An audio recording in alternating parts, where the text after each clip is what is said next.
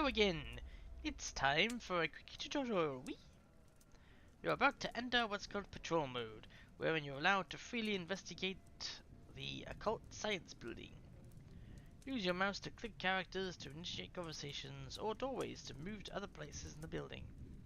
Charlie's patrol will always start here, outside her room. And if you want to save the game, hit the little cog in the bottom right of the screen. Give it a try! And don't forget to visit me at the Corporium. Where's the cog? Oh, there it is. Yep, okay. Please put all Spillagers corpses, interdimensional tears, and unattended viscera to a member of Genital Staff. They are appropriately trained in sanitation, body disposal, quantum physics, and mild voodoo. I like to look at this girl here. Did you know before it was completely abandoned, Innsmouth desperately tried to become a tourism town? What? Tried to focus on aquatic circuses, gift shops, and freak shows featuring leftover deep ones. I happen to be named most attractive deep one hybrid every weekly beauty contest. I can see as to why. Huh? You don't look like a deep one. That's probably why I kept winning. Fair enough. Can we talk to her again, or... Oh no, it's the same dialogue, fair enough.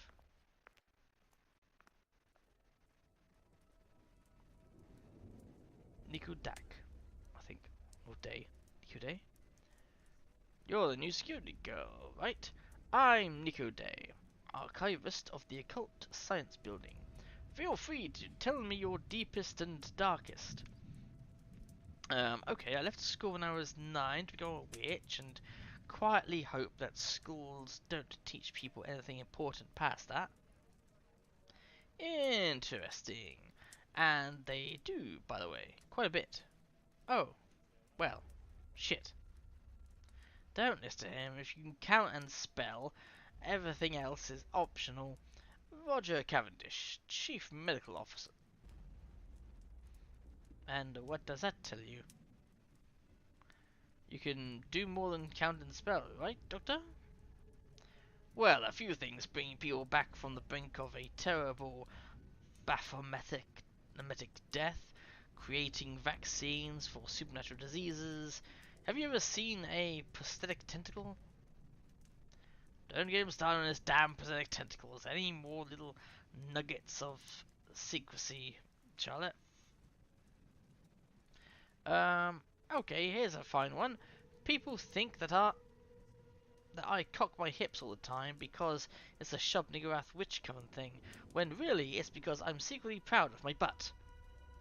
It's a good butt. Rest of me sucks, but it's a damn good butt. On behalf of all the cannibals, thank you for sharing it with the world. You're welcome. Hey, there's the friend. So, I'm subbing a class for one of the astronomy guys, right? And substituting means it's time to watch a documentary in the lecture hall. Everyone's watching this thing, and it's like the closest star to our solar system is about 4.5 light years away, and you thought you felt lonely. And I'm like, why would you assume that? Why assume that about literally everyone who watches this thing?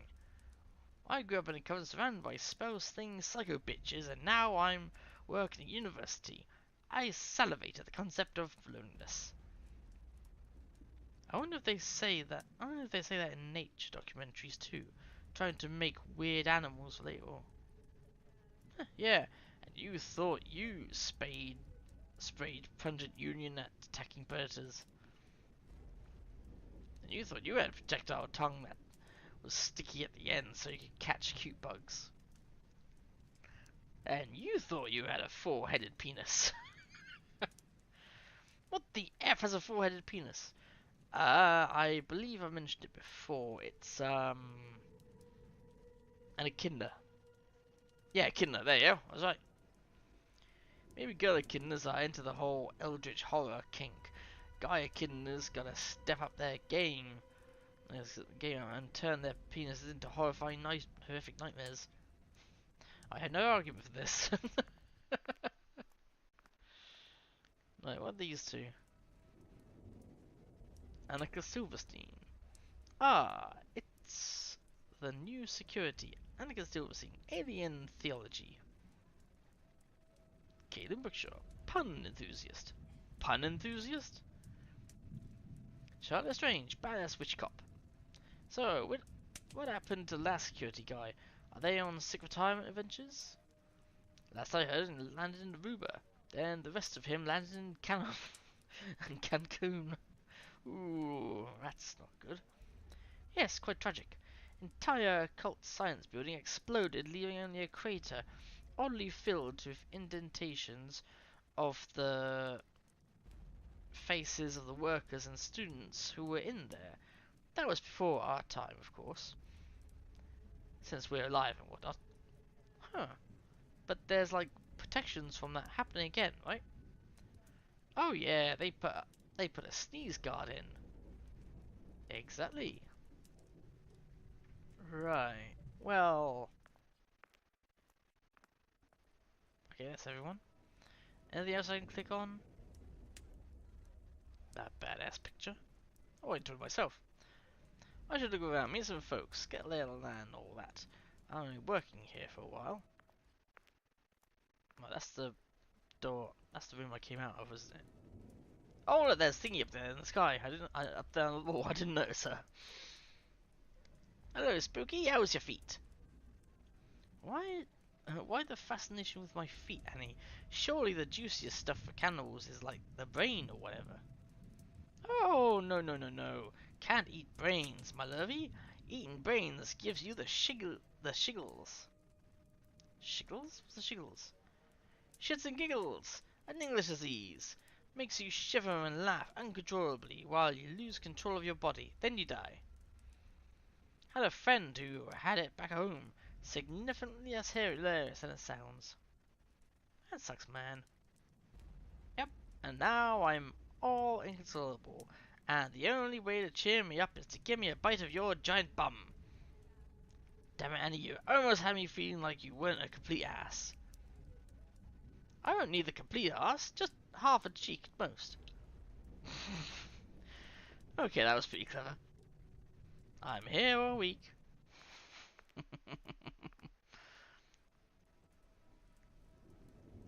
Alright, pretty sure I came out of that room, so...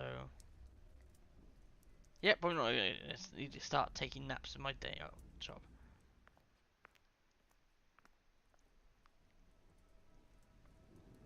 Let's try this spoon.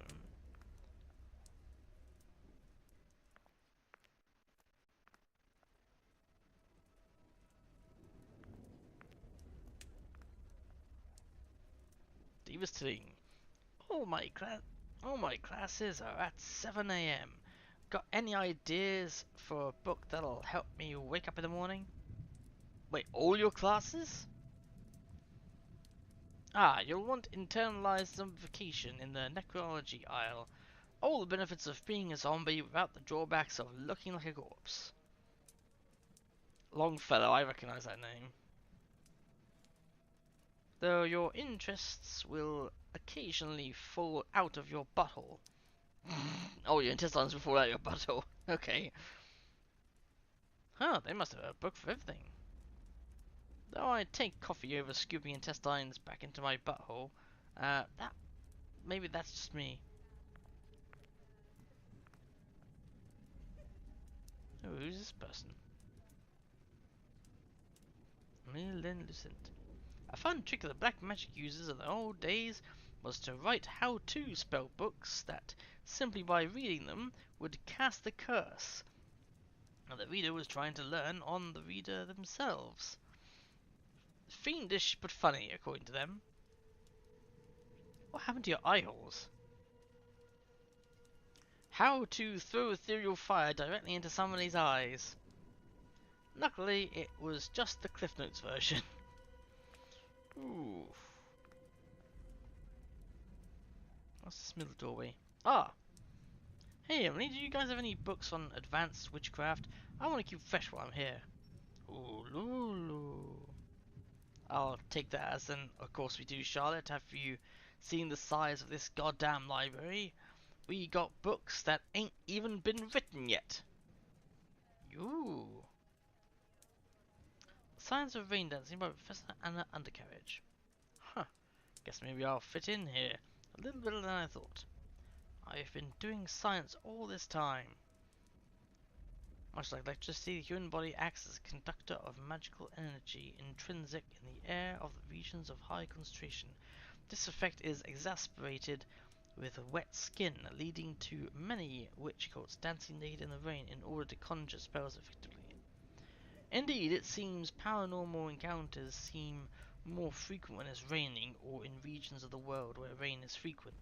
The witch cults of Seattle and Scotland are considered incredibly powerful and fearsome, though this is simply due to their geographical advantage. Would they to be taken away from their home deluges, they would be simply as effective as their new weather patterns permit them to be. Ha! Sick burn! Hello, Wobbly, what you eating? Man, this is so much witches, you wouldn't get it. Nah, probably not. That stuff's not cool and magical for a dumb old cannibal like Annie. No place for an ugly old purple blood like poor old dumb old cannibal Annie. Poor dumb Annie. Well, hey, come on, I didn't mean it like that. Hey, next time it rains, I could teach you a few tricks. How about it? Get that get you a pet frog, give it a couple of extra eyes. What do you say? That sounds fun, but can I make a suggestion? Sure, I guess. Rather than rain, can we dance around in buffalo sauce? I think I want a little zing when I bite your bum. Damn it, Annie, why don't you go bug someone else? Because you're the only one that finds it funny. There's a difference between laughing at something because it's funny and laughing at something because it's ridiculous. Most folks run away from folks like me. They seem to take threats of being devoured quite seriously. And there's nothing I like more than watching you run away, Charlotte. Aw, you beat me to it. Yeah, see you around, Annie. Uh-huh. She's got a whole bunch of tentacles there.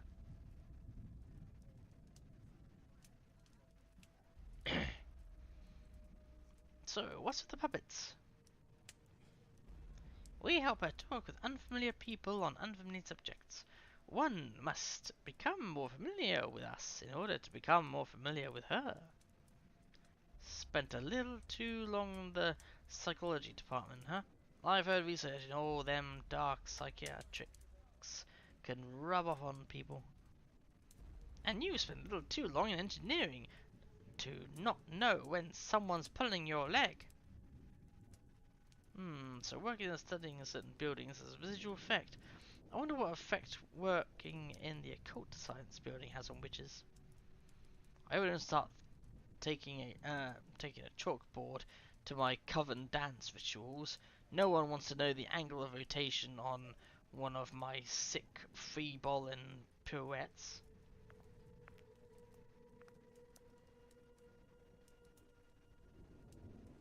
So hey, why do so many people have the tentacles coming out their backs? Have you ever faced a batho-necrotic explosion head-on? No, can't say I have. Neither has anyone else. First rule of batho-necrotic explosion, turn away from the batho-necrotic explosion. Well, I guess the first rule would be, don't cause a goddamn batho-necrotic explosion, but people can seem to help breaking that one. You can probably tell from the lack of extra limbs, but I have no idea what a batho whatever actually is. It's the process of deliberately caving in an artificial portal through our dimension to stop extra-dimensional entities from getting out. It's a last resort, since usually there are teams of portal divers still inside, but hey, better than the end of the world, huh? I guess. Hey, maybe you guys should try transmuting circles. That's what us witches use when we need to summon creepy stuff, and none of my coven have any weird tentacles. All you need is chalk, a little blood, some candles, and a complete disregard for pants. Yes, yes, we've all been taught the witch method, but the scientific method reduces the elements of randomness, increasing the size and duration of the portal to allow for human entry. And best of all, you get to keep your clothes on. That doesn't sound like best of all, to be honest. So science and magic plus underwear, huh? And there's a little guy here. Hey, Lizzie, what you up to? Grilled cheese is the best human invention. Everyone says so. Yeah, I totally agree. Everyone? Like everyone in university? Everyone in the dimension? The Mygo, the Lithians, the Starspawn, Cthulhians. The Cthulhians when someone makes one for them. The homeworld elder things. Even Yogg-Sothoth likes one now and then. Really? Not like the eternal combustion engine, no penicillin, the telephone, light bulbs, eyeglasses, great big trains, microscopes. Nah, we don't need any of that. So humanity, for all of its achievements, all the love and loss, all the wars, all the technology, innovation, all the art and culture, everything we've done, and we're considered by the rest of the universe as those guys that make mean grilled cheese. Mmm. I don't know how to feel about that. Neither do I, to be honest.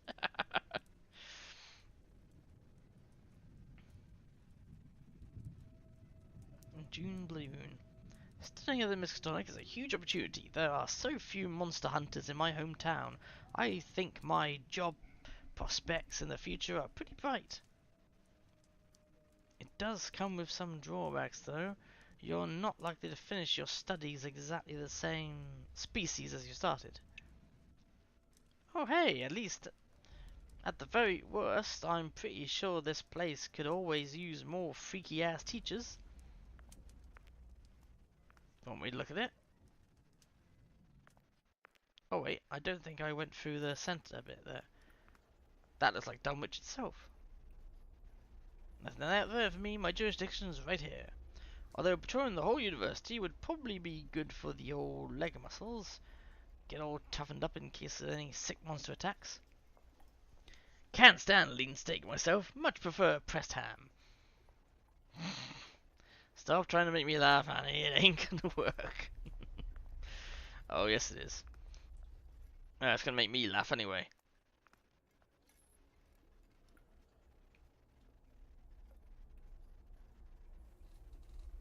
So, what do you reckon they're doing in there?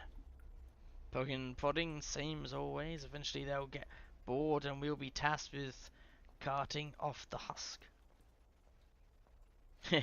If you told tiny child Albert that in the future carrying corpses would be considered the easiest part of his day, I think he'd pitch a fit. I'd have thought the part between carrying the body to the corporeum and carrying it away would be the easiest part.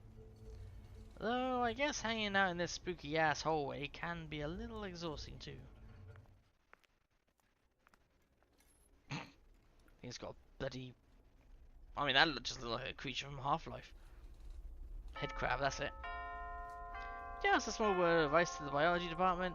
You can't just stick a dog and a war veteran into a centrifuge and rejigger the mush into a living being. And everyone say hello to the world's very first werewolf. There's clearly a reason I'm not down there with you guys. Aside from, you know, the carnage it would cause. Good point, Mindy. Did you guys hear that? A goddamn werewolf. You guys want to check it out? We're not done here, Mike. We've got to get the incinerators going before we can knock off. Connors is right. First we burn whatever nightmare the Coborium's working on, then we can go gawk at whatever nightmare the biology department's working on.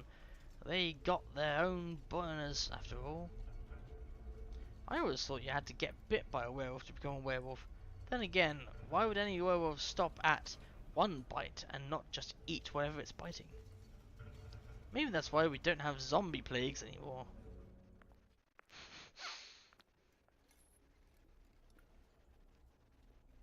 Oh man, look at this sick, awesome thing.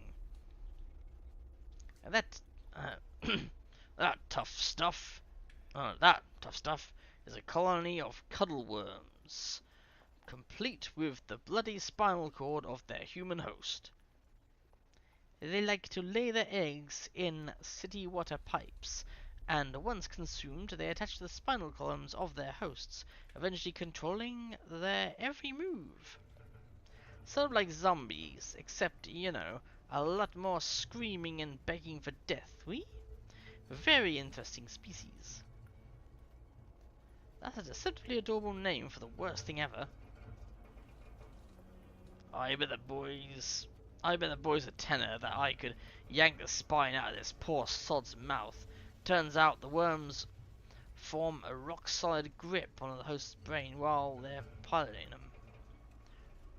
Fingers here is gonna give him a prod. See if she can't get him to let go of the bugger's meat. Ugh. Oh, here we go. Excuse me, I just had a dark thought encouraging that I slit my wrists, take off your trousers, and play your bum like the bloody bongos. Probably better you spare blood, eh? C'est la vie. Ah, big strong man helping out little lady sadistic madness. Cute.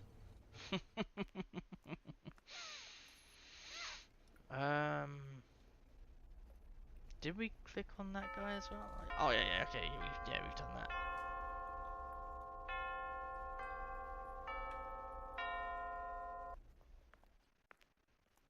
Right, so next hallway. Ooh, cool spider girl over here. Yes.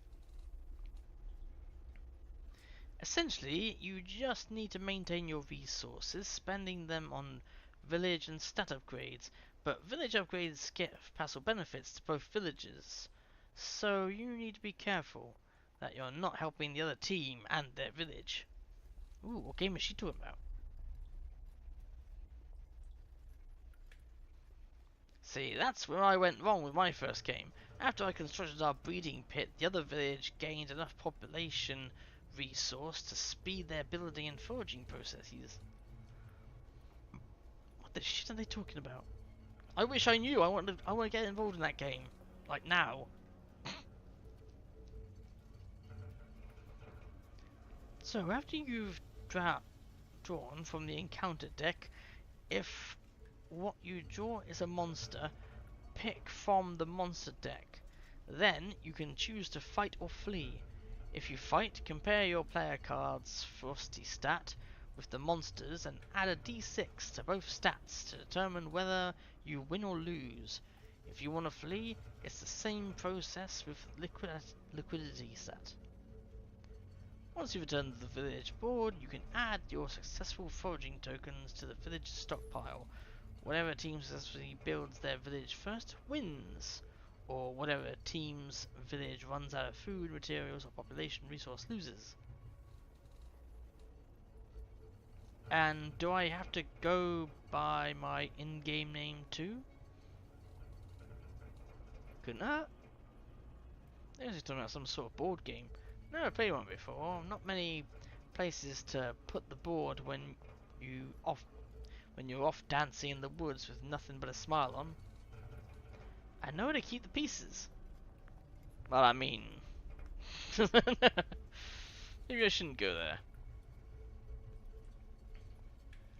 What's new about our planet is that all the plants and animals share a universal language, or a sort of collective consciousness guiding things like migratory patterns, blooming seasons, what is predator and what is prey, things like that.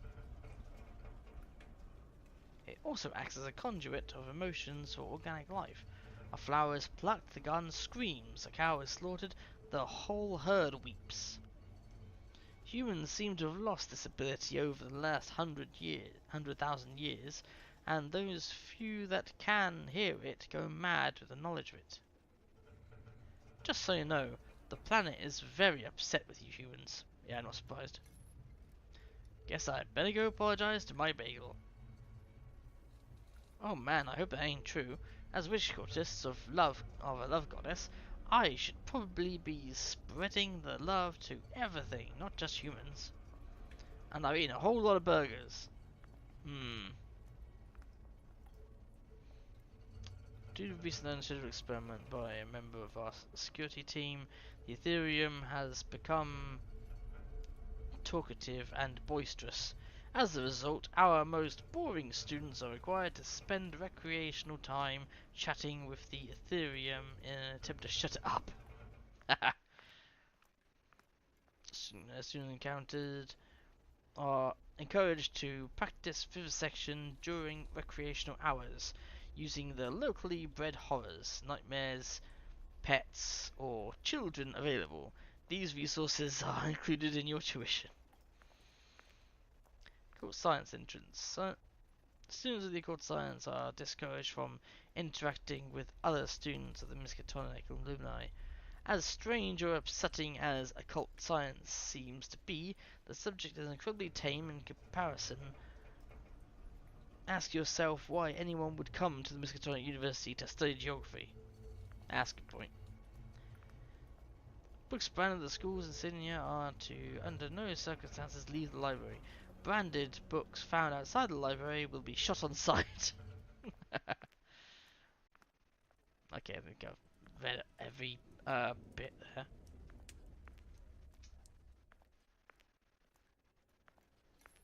Was that The Monster Maid? Ooh, sounds like a thing I'd like to watch.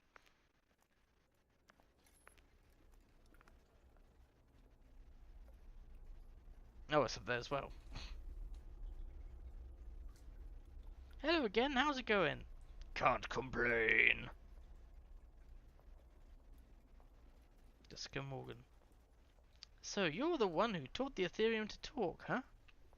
I guess, but I think he knew already. Hi, I'm... Wait, let me figure it out. She's going all touchy-feely.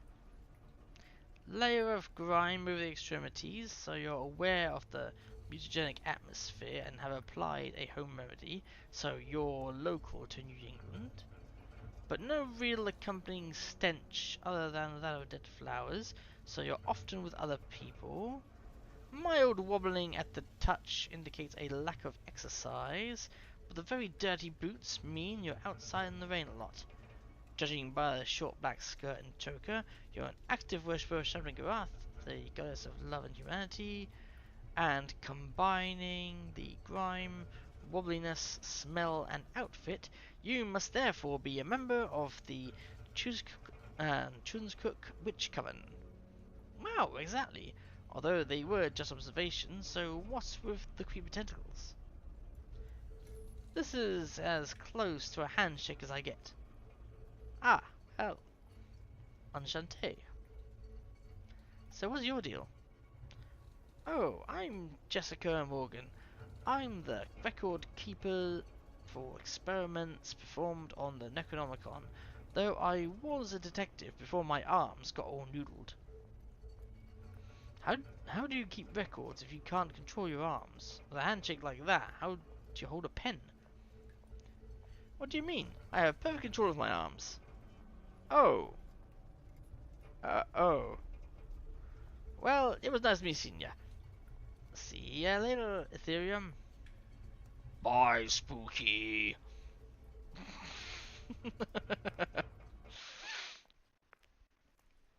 Bob's office.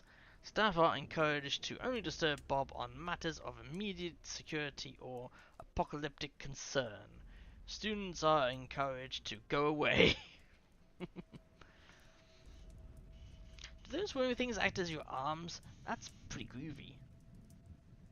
Yep, the thing to remember about all these occult shenanigans is that most of these monsters are just really ugly animals, and animals can be trained. Hey, aren't those like those creatures from that first-person shooter that I can't remember the name of? Cool. How'd you train them? Traditional combination of treats and mild punishment. As a treat, I'll let them keep my arms. And as a punishment, I headbutt the shit out of them. Now they never leave Mummy's side. Don't even have to command them for the easy stuff. What counts as easy stuff when training floating worms to act as replacement arms? Oh, you know, cooking, cleaning, getting changed, all the essentials. You should see me play the trombone. Okay. Lots of interesting images there. Here's a group of 3.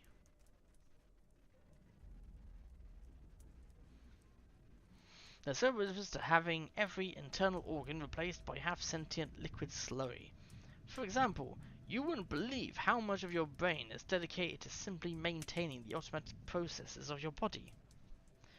With the slime, my brain is now free to fully ponder the questions of the universe.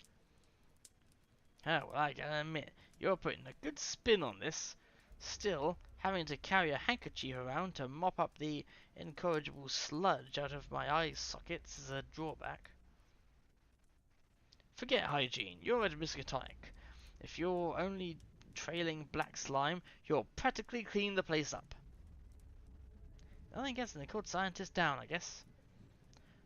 Though, wouldn't his brain also be replaced by the goo?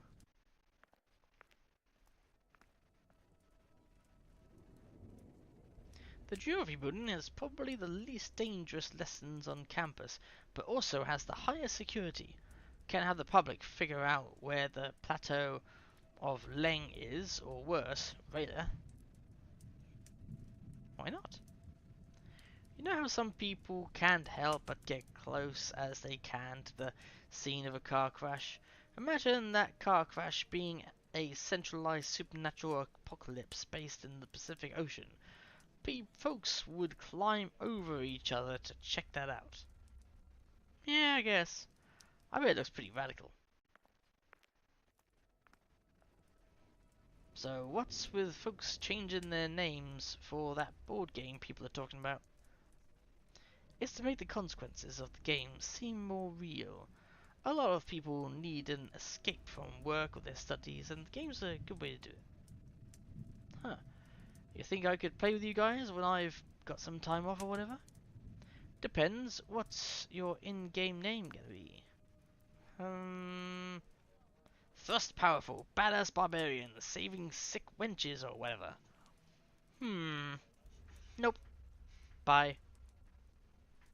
Better than anyone else's dumb name. Whatever, who'd want to play a game where Thrust Powerful the Badass Barbarian sounds non-canon anyway? I don't know, the game sounds fun.